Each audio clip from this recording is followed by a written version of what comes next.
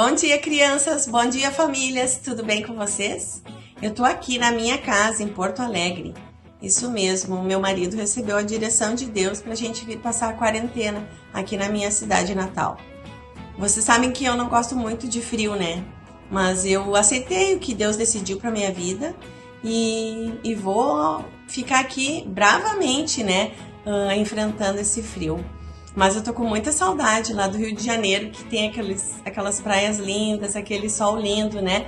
E eu quero mandar um beijo para as minhas amigas cariocas, mas eu também tô muito feliz de estar aqui, perto das minhas amigas gaúchas também, da minha família.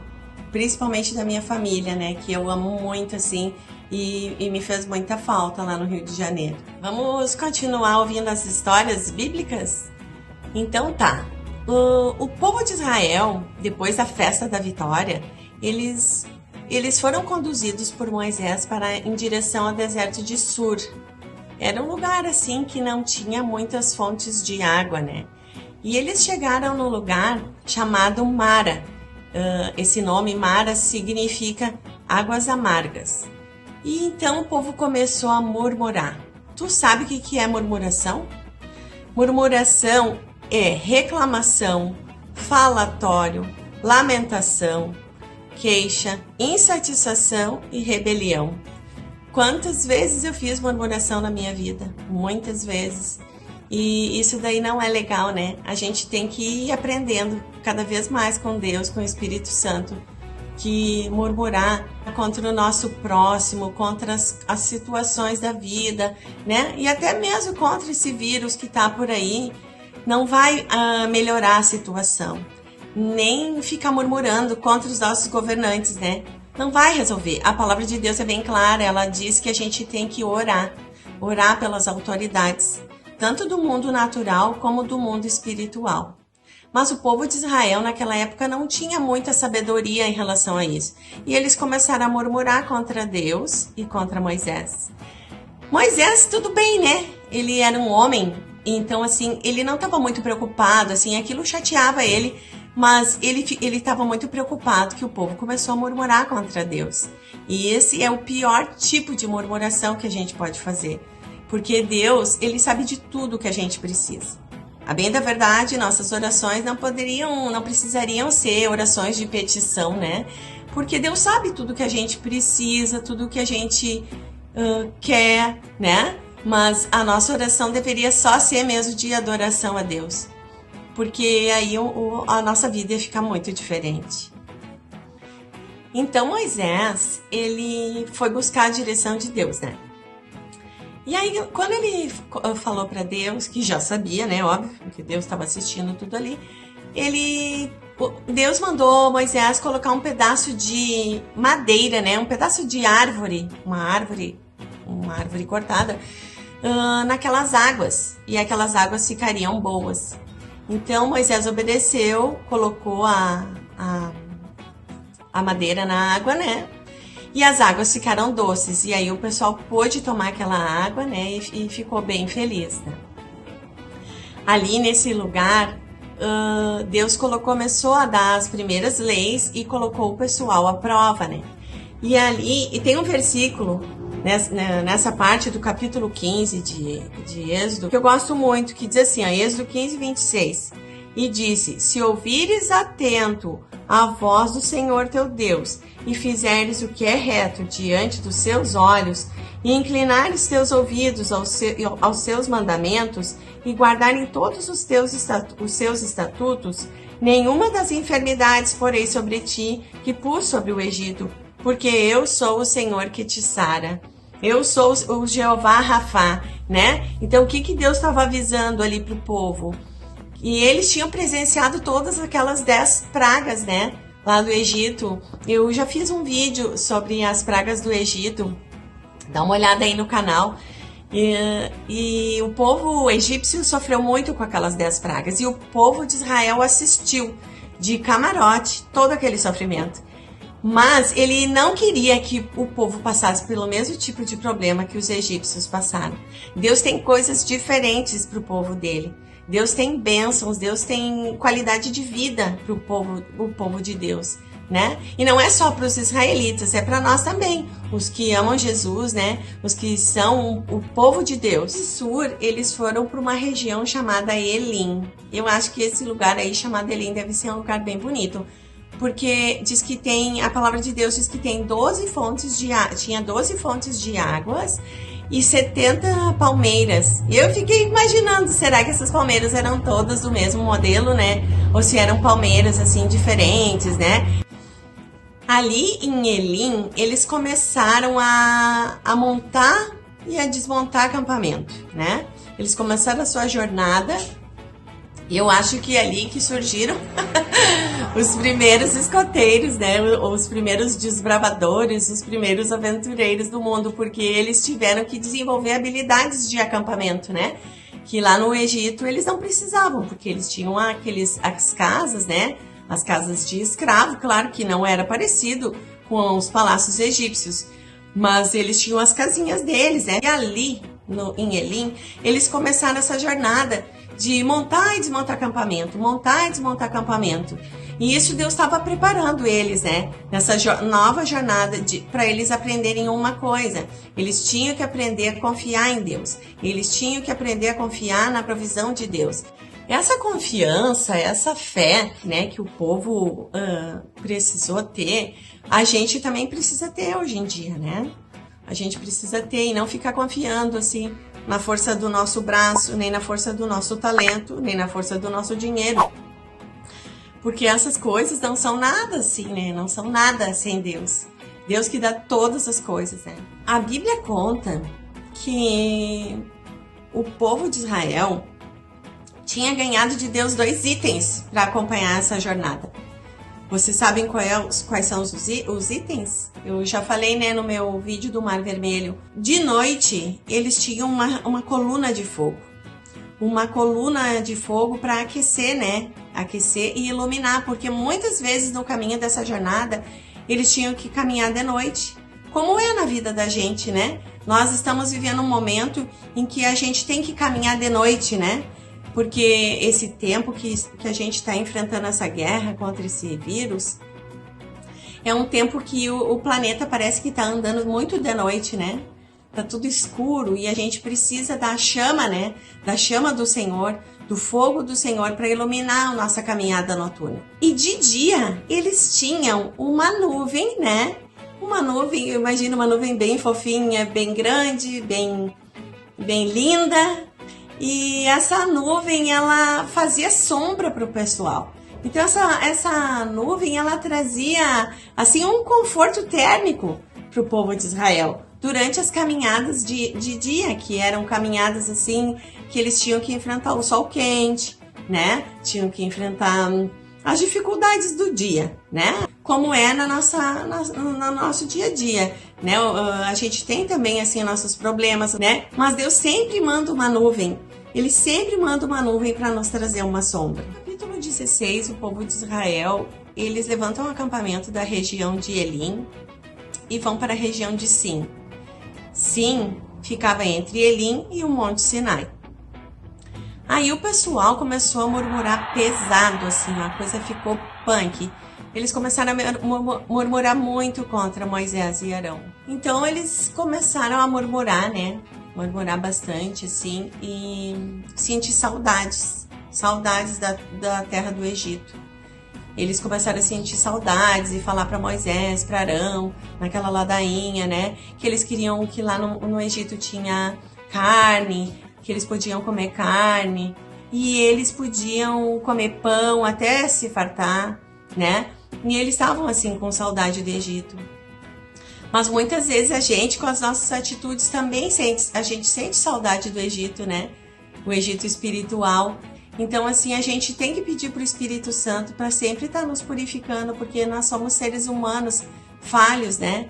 E Jesus, ele é a nossa força, né? Ele que dá força para a gente superar as nossas dificuldades, porque todos nós temos muitos defeitos. E quando a gente começa a olhar para o defeito da gente, a gente vê e tem mais paciência com as outras pessoas, né? E ver que as outras pessoas também têm as dificuldades, os defeitos e as saudades do Egito, né? Da vida delas. E a gente tem que ter paciência, né? Mas lá no deserto, a coisa ficou bem pesada, né? E aí o pessoal começou a murmurar muito. Daí, Deus ficou meio sem paciência, tá bem claro isso na Bíblia, né? Ali em Êxodo capítulo 16, quando tu lê os versículos. Mas eu gosto muito também do senso de humor de Deus, assim, porque ele faz as coisas assim de um jeito tão engraçadinho, né? Tão fofo. E aí ele falou para Moisés para reunir o pessoal. Falou para Moisés e para Arão para reunir o pessoal. A palavra de Deus diz que Moisés, ele ficava, né, nessa parte assim de ficar orando, de buscar a direção de Deus e passar para o povo. Mas o Arão, ele tinha um papel fundamental, né? E esse papel foi revelado para Moisés lá no Monte Horebe. O papel de Arão era de ajudar com a parte do povo, né? É uma parte meio difícil, né? Porque lidar com as pessoas às vezes é tão difícil. Então, o Moisés, ele tinha, né, esse braço direito, né? Que não só Arão, porque na próxima história que eu vou contar para vocês vão ver que Deus levanta muitos homens para ajudar Moisés, né? Ele levantou não só Arão, como Ur, como Josué. Mas Arão, ele foi lá reunir o pessoal, né? Então eu fico imaginando ele chegando lá no meio daquele povão, né? E falando, pessoal, vamos lá. Moisés ganhou a direção de Deus que nós temos que nos reunir, porque Deus vai trazer o alimento para vocês. Deus está falando que vai mandar carne e vai mandar o pão. Depois que Arão reuniu todo aquele pessoal, né, aquele povão, eles foram assim, né, no deserto, e aí Deus manifestou a glória dele. A glória de Deus na nuvem. Esse é o ponto mais legal de todo o Êxodo capítulo 16, né? Imagina se a gente fica feliz de ver o pôr do sol. O Jean é muito apaixonado por ver o pôr do sol lá no Guaíba, né? Ele é assim, apaixonado. Imagina se o pôr do sol já gera tanta alegria no coração das pessoas, né? Se o pôr do sol gera tanta alegria no coração dos porto-alegrenses, se o pôr do sol gera tanta alegria no coração dos cariocas lá no Arpoador, imagina a glória de Deus. Imagina a glória de Deus naquele deserto, né? Porque o sol é um simples astro, né? Um astro rei aí que o povo fala, né? Do sistema, né? Mas Deus manifestou a glória dele lá naquele deserto. E isso aí, isso daí não tem explicação, né? Deve ter sido uma cena muito incrível. E o povo tava lá de espectador daquele show de luzes, de glória, né? Que é a glória de Deus. Então a palavra de Deus disse que quando foi de tarde, eles começaram a ouvir um som, né? Um som assim das aves, um barulho de aves chegando, né? E essas aves eram as codornizes que Deus estava mandando para eles assarem o churrasquinho deles, né?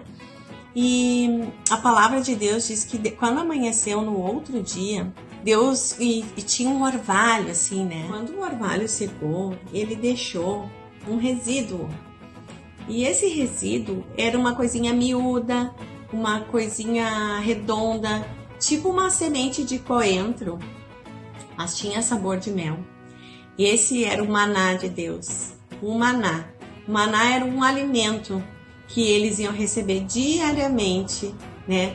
Em 6 dias da semana, dos 7 dias, Deus enviaria durante 6 dias para o povo de Israel.